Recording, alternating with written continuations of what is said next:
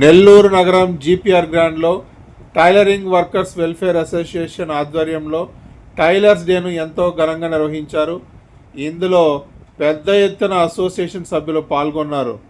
నూతన కార్యవర్గాన్ని వాళ్ళు ప్రకటించారు. ఇందులో అధ్యక్షులుగా ఎన్ శేఖర్ బాబు, ఉపాధ్యక్షులుగా శ్రీనివాసులు, కార్యదర్శిగా యాదయ్య, ట్రెజరర్గా ఎస్కే బాబుని నియమిస్తున్నట్లు వాళ్ళు ప్రకటించారు. మన పెద్దలు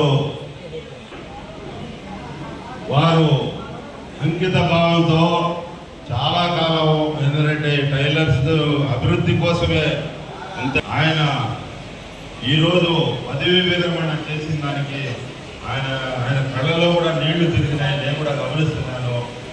అతను పొదలకు 21 సంవత్సరం పనిచేశాడు. ఎటువంటి సిన్సియర్ వర్క్ అంటే ఎదురు షాప్ వాళ్ళు, పక్క షాప్ వాళ్ళు పిలుస్తారు అతన్ని. నేను షాప్ చేసేది 9 గంటలకి, అతను వచ్చేది 6:30కి. మా కాడ పనికిరా మీరు నీకు ఎంత అడ్వాన్స్ కావాలని చెప్తాను.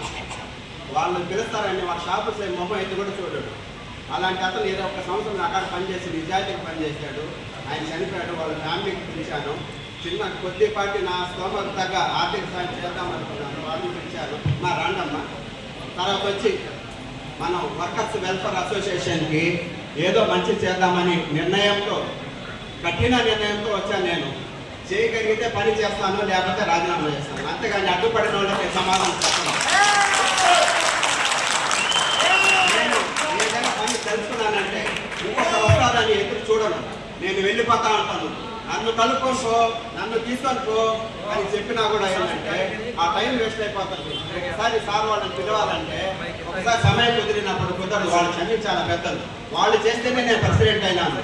వాళ్ళు నా పేరు ప్రతిపాదిస్తేనే పెద్దోడు అయినాను. కాదన్నా, అందుకు నేను క్షమాపణ కోరుతున్నాను. కొన్ని దగ్గర మిమ్మల్ని కలుపుకోనందుకు పెద్ద మనసు చేసుకుని నిన్నటి వరకు మీ వెనక నేను ఉన్నాను. ఈరోజు ఒక్కరోజు నన్ను ముందు పెట్టలేరు. మీరు పెట్టకపోతే పనులు ఎట్లా జరుగుతాయి? లేకపోతే నీళ్ళు ఎలా పుట్టుకొని వస్తారు?